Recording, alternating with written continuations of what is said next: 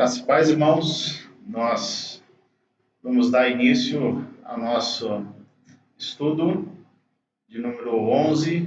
Ainda estamos trabalhando o estudo na carta do apóstolo Paulo aos Efésios. Estamos no capítulo 4 e vamos dar continuidade, então, na leitura do verso de número 1 até o verso de número 16, e assim procurarmos entender aquilo que Deus deseja tratar conosco nesta noite. Vamos orar, tem uma palavra de oração antes. Senhor, abençoe o tempo que teremos agora, o Pai, desse breve estudo, em continuidade à nossa série de mensagens na carta do apóstolo Paulo à igreja de Éfeso, e de fato possamos, ó Deus, compreender a vida cristã abundante que o Senhor tem para que cada um de nós possamos viver e desfrutar. Auxilia, Deus, a cada um dos nossos irmãos por meio da ação do Santo Espírito do Senhor.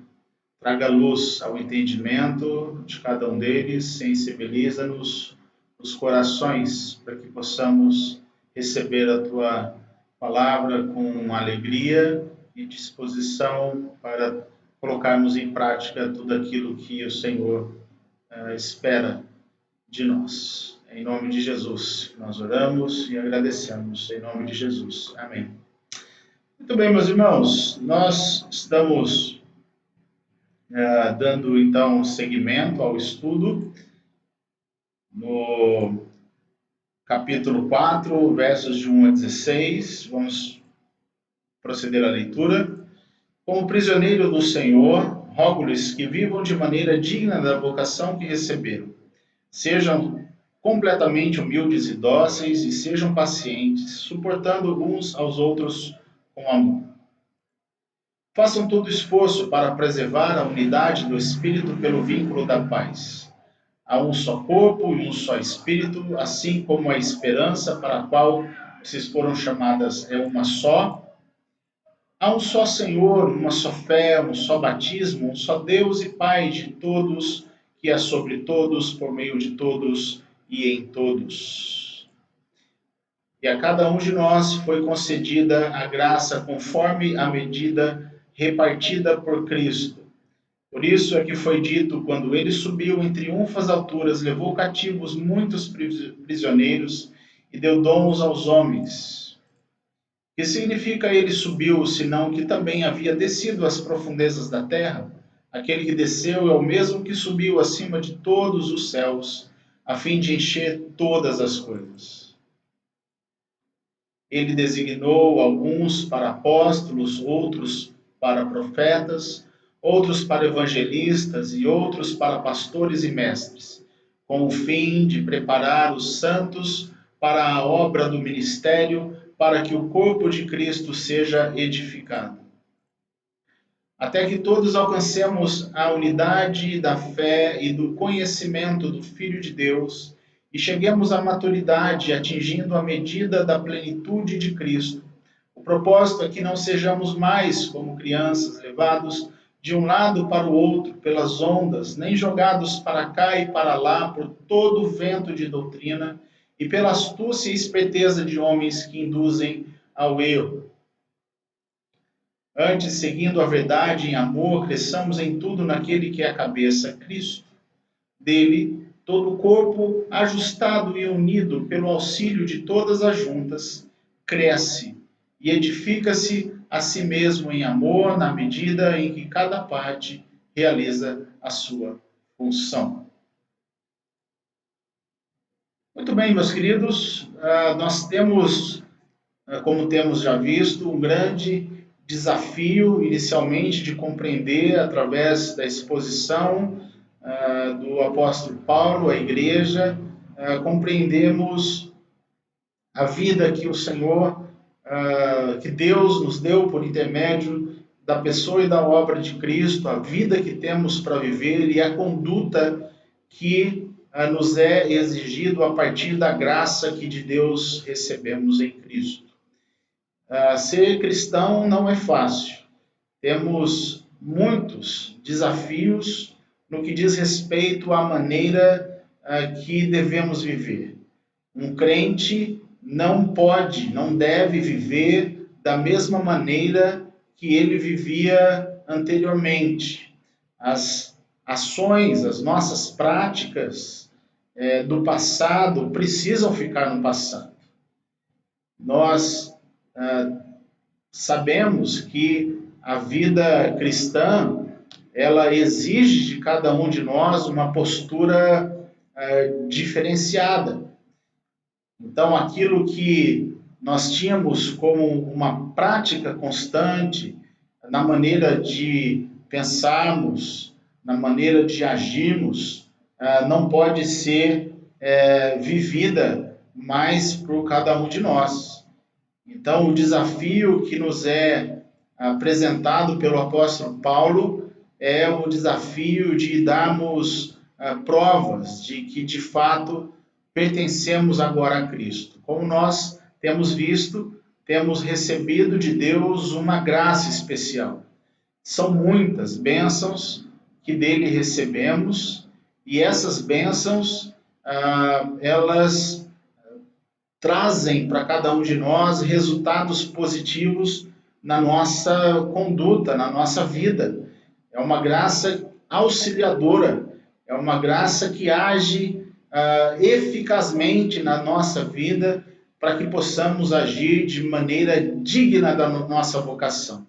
Como nós já vimos anteriormente, a questão do nosso chamado, da nossa vocação, e aquilo que nos é, então, exigido na maneira que nós precisamos viver, é um procedimento de acordo com a dimensão do nosso chamado, da nossa vocação.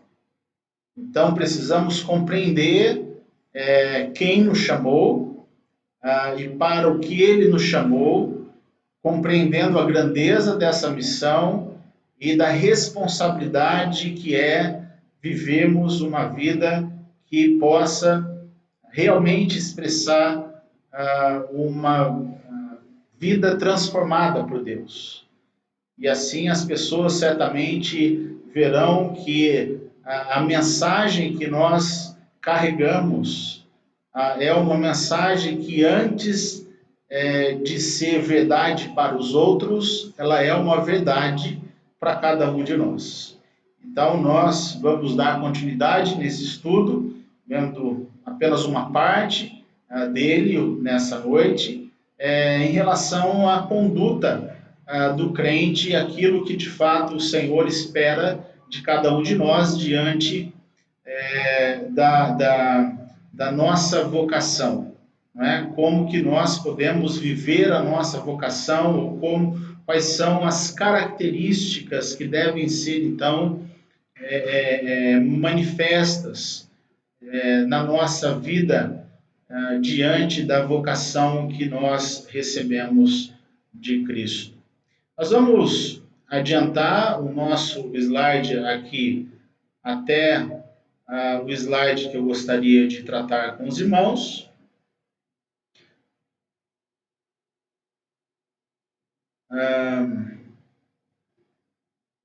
A conduta cristã, achei. Muito bem, irmãos, acompanhem comigo o que nós vamos compartilhar nesta noite aqui por meio deste slide. Primeiramente, nós vamos observar aqui que a palavra humildade, ela é cunhada a partir da fé cristã. Então, nós vamos ter uma compreensão melhor a partir da compreensão cristã, daquilo que de fato nós vivemos a partir dos exemplos, ou do exemplo que Cristo deixou para cada um de nós. Então, o que é exigido quanto à nossa postura, nós vamos ter uma compreensão melhor e perfeita a partir da fé cristã. Então, a humildade, ela era desprezada pelos romanos. Por que ela era desprezada pelos romanos? Pois era para eles sinal de fraqueza. Então, quando tratamos acerca de humildade, será que nós vemos a humildade ou nos humilharmos como de fato um sinal de fraqueza? É essa a percepção que você tem acerca de humildade? Continuando, humildade era uma expressão carregada de desonra ou vergonha pública pelo fato de se ter conotações de servilismo.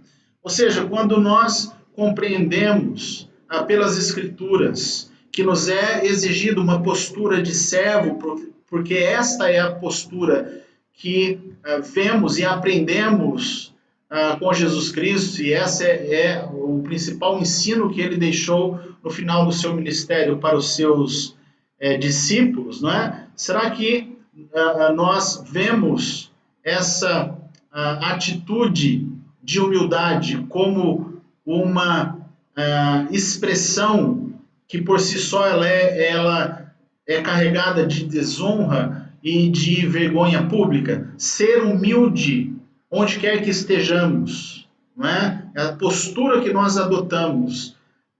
Será que nós vemos essa atitude como uma atitude de que nós estamos nos rebaixando, nós não podemos de repente agir desta forma, porque de fato as pessoas vão pisar na gente, vão se aproveitar da gente?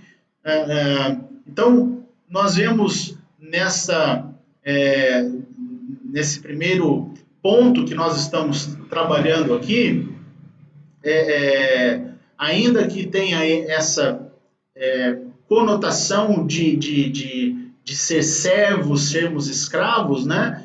O que a palavra de Deus nos fala sobre isso, né? Quase sempre os escritores gregos, sempre entre os escritores gregos, humildade tinha um significado negativo. Nós vamos ver que dentro das escrituras, dentro da percepção cristã, isso é completamente diferente, porque há uma visão de Deus acerca da nossa postura e há uma visão humana da nossa postura. Ainda que algumas pessoas achem que ser humilde é ser ignorante, sermos burros, nós estamos tendo uma postura que não é boa, é inaceitável, nós vamos perceber que essa é a postura que Deus exige que nós possamos ter. Dando continuidade, então, entre o povo de Deus, é isso aqui que nós precisamos aprender. Então, entre o povo de Deus, porém, a humildade, ela é o quê? Um imperativo, ou seja, não é uma opção para o crente. O que diz o texto? Deus, ele zomba dos zombadores, mas ele concede graça aos humildes. Essa é a posição, a postura que os humildes estão adotando diante dos zombadores, mas compreendendo que a sua atitude de humildade ela está sendo reconhecida por Deus, porque o texto está dizendo que ele concede uma graça, um favor especial àqueles que se portam diante das outras pessoas, diante dos zombadores, com uma postura de humildade. Conforme o texto, aí depois você pode abrir, de Provérbios capítulo 3, verso 34. Dando continuidade, mas Deus, ele nos concede uma graça maior. Por isso, diz a Escritura, Deus faz o quê? Se opõe aos orgulhosos. Olha só, a perspectiva de Deus, ou a ação de Deus diante dos orgulhosos. Ele se opõe a eles, mas ele concede graça aos humildes, conforme Tiago, capítulo 4, verso 6. E aí o apóstolo Pedro, então, ordena, portanto, qual é a nossa atitude? Diante dessa compreensão, da compreensão da ação de Deus diante dos zombadores, Deus nos concedendo uma graça especial, uma graça maior, o que Pedro coloca para nós aqui em 1 de Pedro, capítulo 5, verso 6? Portanto, humilhem-se. É uma atitude que nós devemos ter. Humilhar-nos debaixo da poderosa mão de Deus, para que ele, quem? Deus, nos exalte no tempo devido. Então, há um tempo devido, um momento em que nós seremos por Deus exaltados. Pode não ser agora, às vezes nós podemos nos encontrar numa posição desagradável enquanto nós estamos manifestando a nossa humildade perante os zombadores, nós estejamos sendo de fato massacrados por eles. Mas nós precisamos compreender que haverá um tempo em que o Pai Celestial nos exaltará no tempo dele. Não é no nosso tempo, de repente não é naquele momento exato em que nós estamos sendo humilhados pelos zombadores, as pessoas estão escarnecendo de nós, mas nós sabemos que naquele momento há um agir de Deus trazendo um domínio próprio sobre cada um de nós, essa ação do Espírito Santo de Deus, trazendo para nós uma condição de não responder à altura às pessoas que zombam de nós, mas saber que Deus, no tempo devido, no tempo dele, exaltará a cada um de nós a posição que nós teremos por ele, que por ele nos será concedida. Continuando aqui, acompanhe comigo.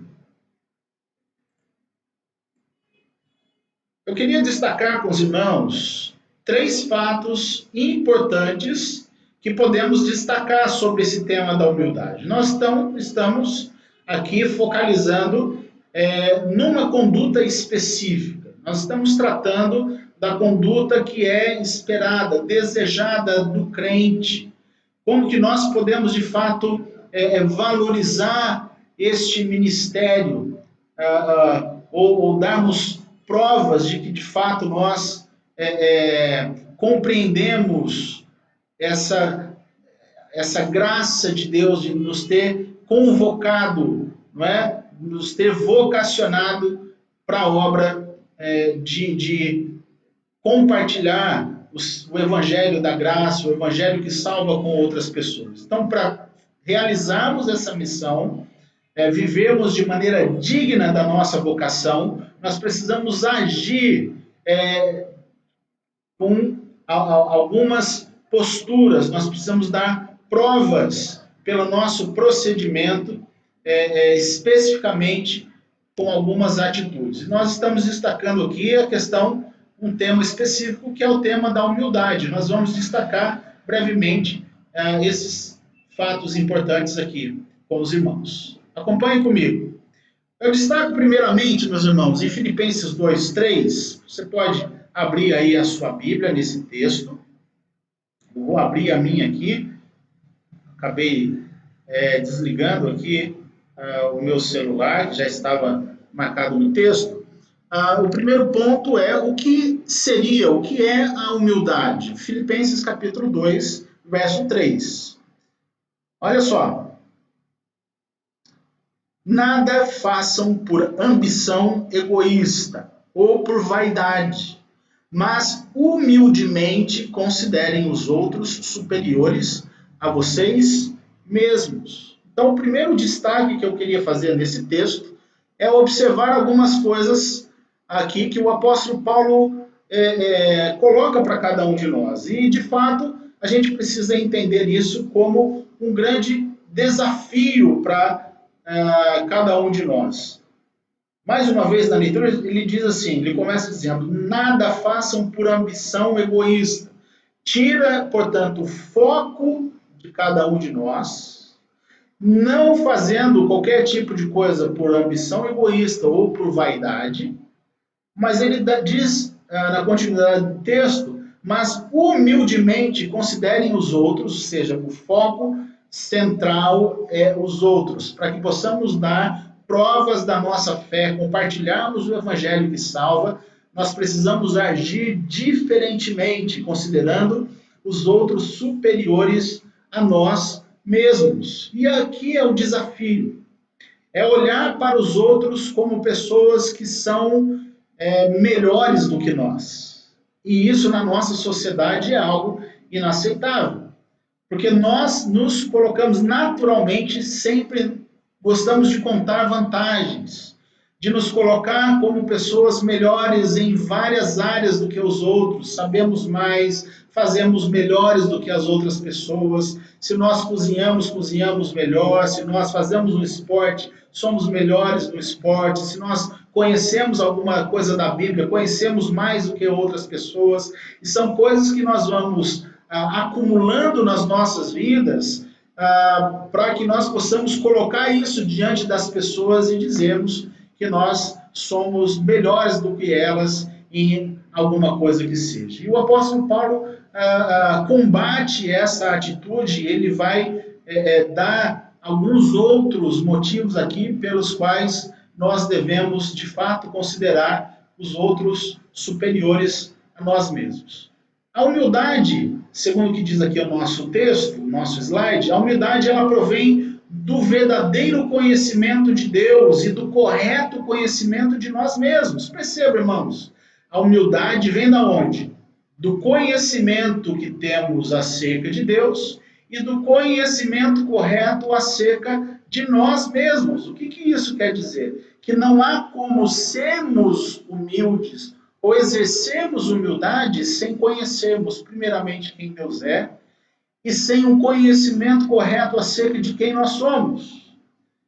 Porque se nós não conhecermos quem Deus é, a grandeza de Deus, a santidade de Deus, a perfeição de Deus, nós não teremos condições de fazermos qualquer tipo de avaliação correta acerca de nós mesmos. Porque um conceito correto acerca de Deus nos dá condições de termos um conceito correto acerca de quem nós somos. Irmãos, nós não somos absolutamente ninguém. Nós só vamos nos colocar numa posição pequena, medíocre, a partir do momento em que nós começarmos a conhecer quem é Deus para nós. E aqui é uma pergunta que você precisa fazer, que eu preciso fazer. Quem é Deus para nós? O que conhecemos acerca de Deus? Como que Deus se manifesta nas Escrituras, que nós podemos conhecê-lo, para que aí possamos ter um conceito correto acerca dele, da sua grandeza, do seu caráter, para que assim possamos ter uma compreensão correta acerca da nossa estrutura, quem nós somos, se nós precisamos mudar, se temos o que melhorar, ou se nós não conhecemos absolutamente nada, ou se nós não somos absolutamente ninguém. Então, a partir do conhecimento correto acerca de Deus, nós temos condições de conhecer quem nós somos. Enquanto a ambição e o preconceito arruinaram a unidade da igreja, a genuína humildade edifica. Então, um ambiente de ambição, de preconceito, de uma avaliação equivocada acerca dos outros, ou acerca do próprio Deus, ou acerca de uma avaliação acerca de nós mesmos, ela arruína a igreja, prejudica a unidade da igreja. E a genuína humildade traz edificação. Nosso objetivo e o objetivo do apóstolo Paulo é promover a edificação do corpo. Portanto, ser humilde envolve ter uma correta perspectiva sobre nós mesmos em relação a Deus. Romanos capítulo 12, verso 3, que por sua vez nos coloca numa correta perspectiva em relação ao nosso próximo. Então, o objetivo é conhecer a Deus, para que possamos conhecer quem somos, para que possamos conhecer o nosso próximo. E conhecendo o nosso próximo, naturalmente nós vamos considerá-los superiores a nós mesmos. Jamais o orgulho prevalece no coração de alguém que conhece a Deus e a si mesmo. Olha só que interessante isso. Aqui está em evidência uma qualidade mental que é oposta ao orgulho, ou seja, essa compreensão que temos correta acerca de Deus, acerca de nós mesmos, acerca do próximo, ela é oposta, não combina com qualquer postura de orgulho, de soberba. Né? Quando a humildade ela é praticada na igreja, abre caminho para que Deus nos abençoe e nos exalte. Meus irmãos, perceba, não é? Quando nós estamos agindo com humildade, onde quer que estejamos, nós estamos abrindo espaço para o agir de Deus nas nossas vidas. Tudo aquilo que nós vamos fazer, certamente será, as nossas ações serão ações abençoadas por Deus. Porque uma postura, um coração egoísta, orgulhoso, soberbo, ela impede o agir de Deus nas nossas vidas e através das nossas vidas. Onde quer que nós estejamos com o coração orgulhoso, prepotente, arrogante, certamente Deus não terá um acesso livre para poder agir e se manifestar através das nossas vidas. Porque, meus irmãos, Deus deseja usar as nossas vidas como canais, como instrumentos, para que Ele possa se tornar conhecido para outras pessoas. Então, os fatores principais de impedimento somos nós mesmos, através de uma postura de arrogância, de orgulho e de soberba. Vamos dar, então, continuidade. Segundo ponto de destaque, como a humildade ela se manifesta. Filipenses capítulo 2, versos 3 e 4. O 3 já lemos, vamos para o verso de número 4. Cada um cuide não somente dos seus interesses, mas também dos interesses dos outros. E aqui vamos fazer uma pausa, voltar ao vídeo, para destacar o que o apóstolo Paulo está ensinando aqui à igreja.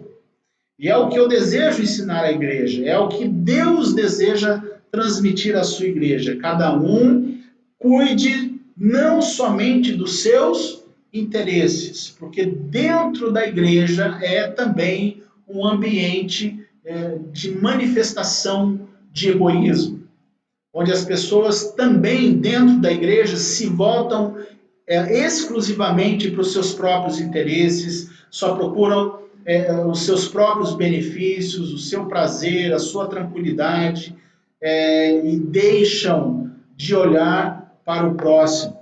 E a continuidade do texto diz assim, mas também dos interesses dos outros. Nós temos sim que olhar para os nossos interesses, mas não podemos deixar de também olharmos para os interesses dos outros, porque enquanto estamos olhando para o nosso interesse e compreendendo os interesses dos nossos irmãos, nós vamos procurar ajustar esses interesses para que Deus seja glorificado e exaltado. Enquanto cada um busca os seus próprios interesses, Deus não é glorificado e não há um entendimento do corpo de Cristo, e não há um suprimento das necessidades do corpo de Cristo, quando cada pessoa procura apenas os seus próprios interesses. Continuando. Então, Filipenses 2, 3 e 4, o apóstolo Paulo menciona duas manifestações da humildade. Primeiro, a humildade, ela olha para o outro com honra, considerando o outro superior, né? Filipenses 2, 3. No capítulo 1, Paulo colocou Cristo em primeiro lugar, certamente, né? Filipenses 1, 21. Agora coloca o outro acima do eu, uma posição que muitas vezes a gente não quer assumir. Deus em primeiro, eu em segundo, né? Uma pessoa humilde não tem sede de fama, projeção e aplausos. Ela não se embriaga com o poder, ela não busca os holofotes do palco, nem corre atrás das luzes do holofote. Uma pessoa humilde não canta quão grande és tu diante do espelho. Essa parte que eu coloquei aqui, ela vem do reverendo Hernandes Dias Lopes, né, nas suas pregações, nos seus estudos, enquanto ele foca a questão da humildade, da nossa postura correta diante de Deus e diante dos homens, ele coloca essa questão de uma postura que, quando nós estamos propondo sermos humildes diante de Deus e diante dos homens, a gente não chega diante do espelho e canta para nós mesmos com grande astúcia. Né? A gente não olha para nós mesmos e começamos a reconhecer os nossos maravilhosos feitos, valorizando a nossa sabedoria, o quanto de conhecimento nós temos, não olhamos para essas coisas e nos exaltamos diante do espelho. A postura correta é olharmos para Deus e reconhecermos que as manifestações, né, da graça dele nas nossas vidas não nos exaltam, mas exaltam a ele. Se há algum benefício, alguma coisa boa, alguma ação boa nas nossas vidas, nós precisamos cantar com grande astúcia, olhando para Deus e não para o espelho, não é? Continuando aqui,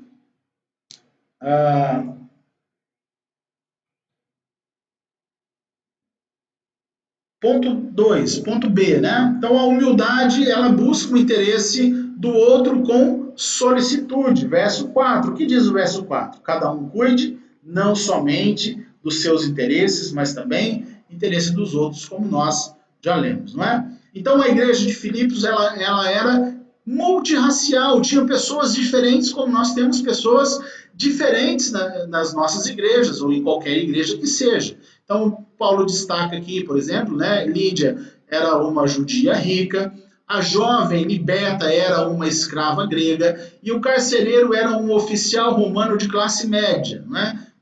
Nessas condições era fácil manter a unidade, não era fácil, né, manter a unidade da pessoa, da igreja. Ter interesse em proteger os interesses alheios, porém, faz parte dos alicerces da igreja cristã. Quais são os fundamentos da igreja cristã?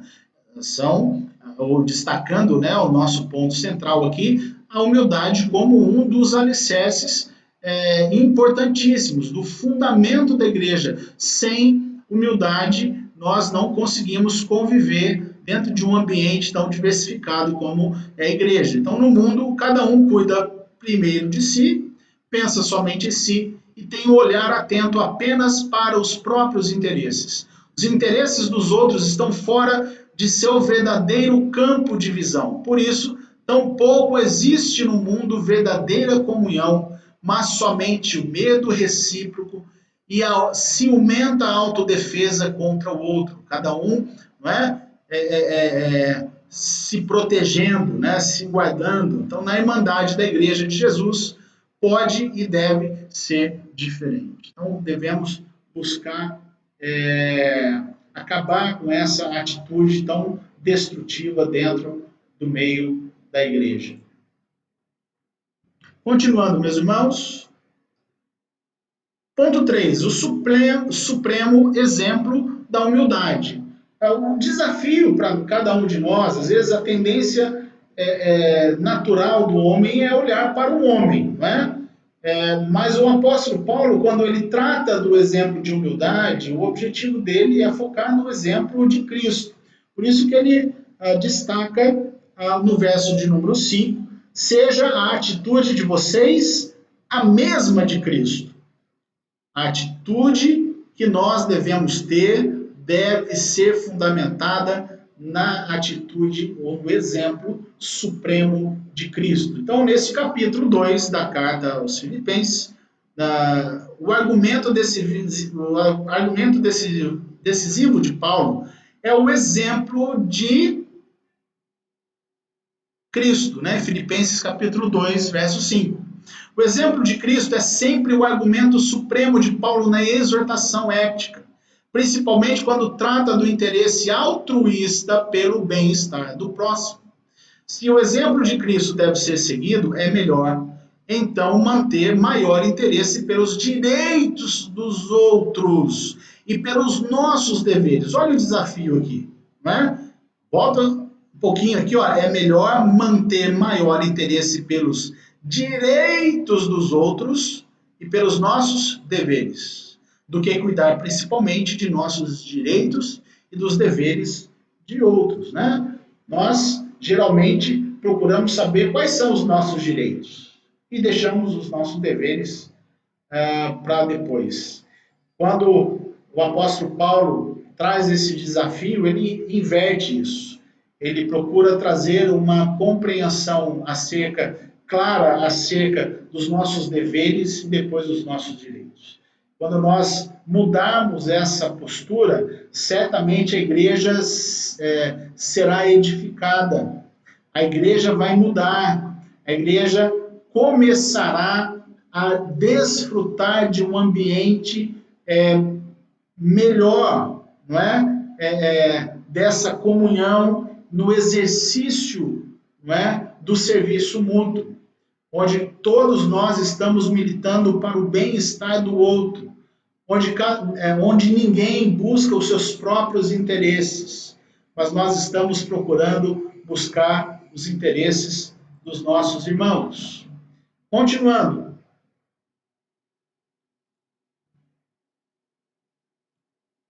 O texto registra a encarnação, o esvaziamento, olha o exemplo de Cristo, a humilhação, a obediência, morte e exaltação de Cristo.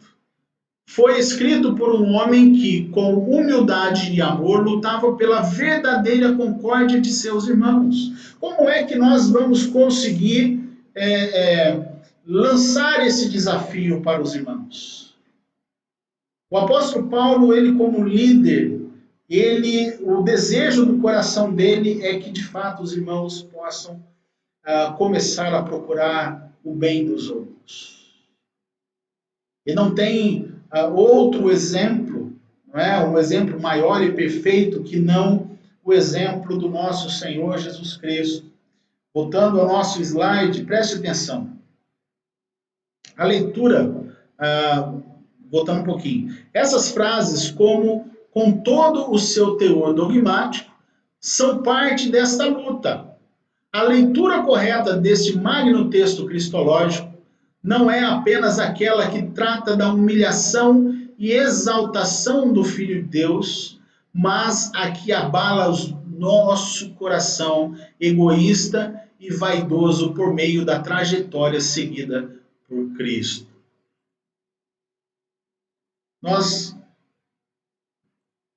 por enquanto, encerramos aqui, meus irmãos, e nós temos um grande desafio, como nós acabamos de ver, quanto à nossa postura em face ao mundo que nos oprime, nos humilha, nos rejeita naturalmente por sermos seguidores de Cristo.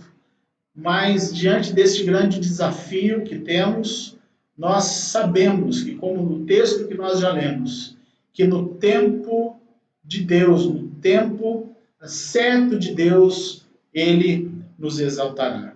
Que você possa dar provas da sua fé por meio de uma atitude de humildade, considerando os outros superiores a você mesmo, sendo sensível às necessidades do outro e se prontificando, não importa a sua posição, você poder estender o braço, estender a mão, auxílio, ajuda a essas pessoas que tanto necessitam. Vamos orar e pedimos para que o Senhor nos ajude, nos auxilie a sermos humildes, assim como o Senhor Jesus Cristo nos deu o exemplo. Pai Santo, nós agradecemos ao Senhor por tudo quanto o Senhor nos tem feito, como a Tua palavra nos tem auxiliado a avaliarmos a nossa postura, a nossa conduta diante de Deus e diante dos homens. Nós clamamos ao Senhor que nos quebre, como Davi mesmo falou, que um coração quebrantado e humilde o Senhor não rejeita. Que nós sejamos encontrados diante do Senhor como homens e mulheres com o coração quebrantado, contrito e humilde. Que o Senhor seja favorável a cada um de nós, trabalhe em nós, que o Senhor possa agir através de nós, para que pessoas possam conhecer quem Tu és. Ajuda a Tua igreja, Deus, a se tornar uma agência do reino do Senhor, onde as nossas ações dignificam o Teu nome. Bendito seja o Senhor por tudo quanto o Senhor nos tem feito e por quem Tu és. Fica com cada irmão, onde quer que estejam, auxilia-os, ajuda-os em suas necessidades. Nós oramos e agradecemos em nome de Jesus. Amém. Amém. Deus abençoe, irmãos. Fiquem com Deus. Até a próxima aula.